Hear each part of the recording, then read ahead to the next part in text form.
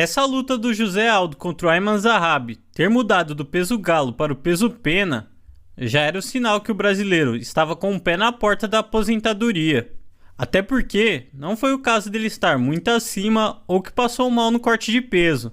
E sim, o José Aldo simplesmente decidiu que não queria bater os 61 quilos.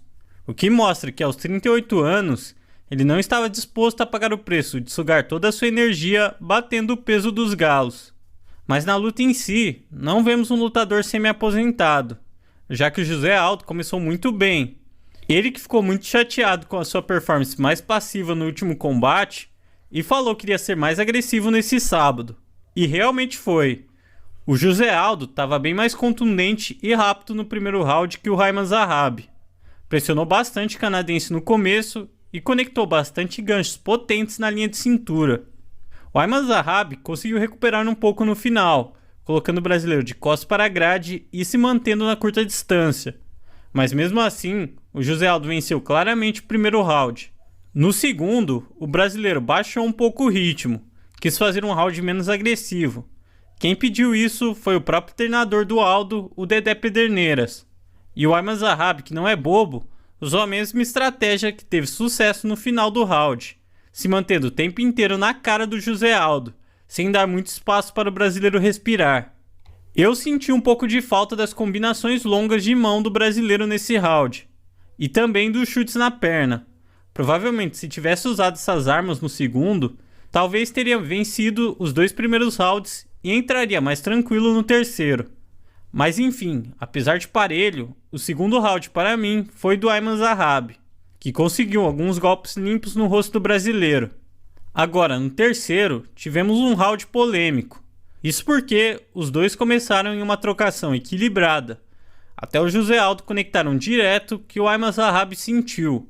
Depois, o brasileiro deu uma joelhada que levou o canadense ao solo, e quando estava levantando, o José Aldo deu um chute no rosto que fez o Zahabi deitar na lona.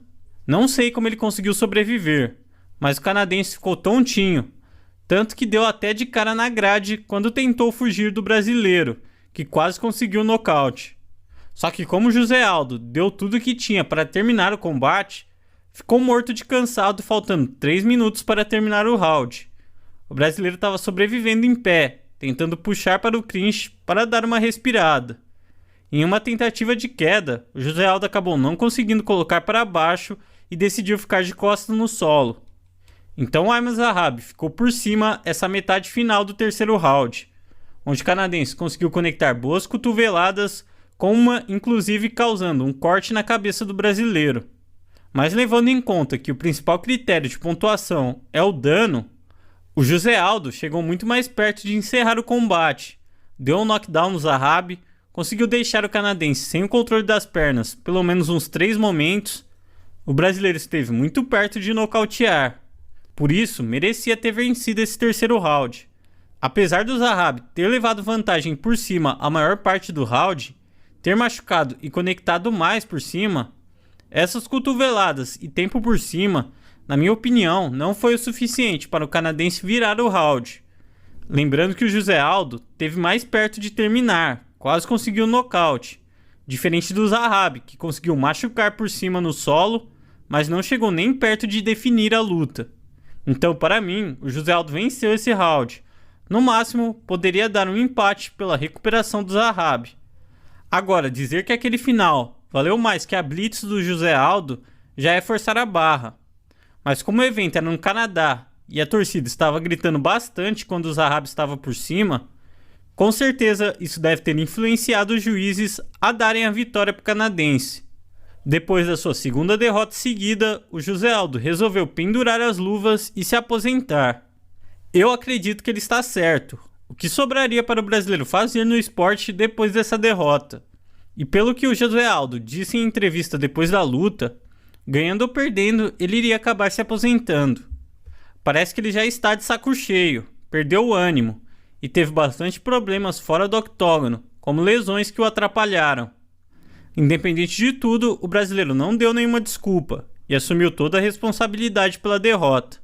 Acredito que foi triste ele acabar terminando a carreira assim, perdendo para o Ayman Zahabi, um anônimo sem expressão nenhuma.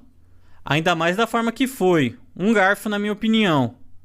Mas de qualquer forma, o brasileiro se aposentou com dignidade, sem ser nocauteado ou dominado. Ele deu luta contra caras de outra geração. Não parecia nem um pouco envelhecido nesse combate. Estava rápido, explosivo, com boas esquivas. Trouxe uma luta muito divertida para o público.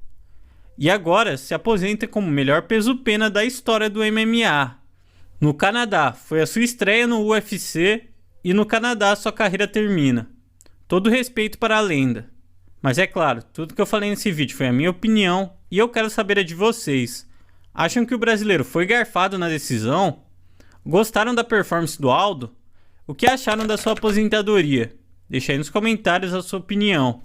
Por favor, caso você tenha gostado desse vídeo, quero te pedir para deixar o seu like.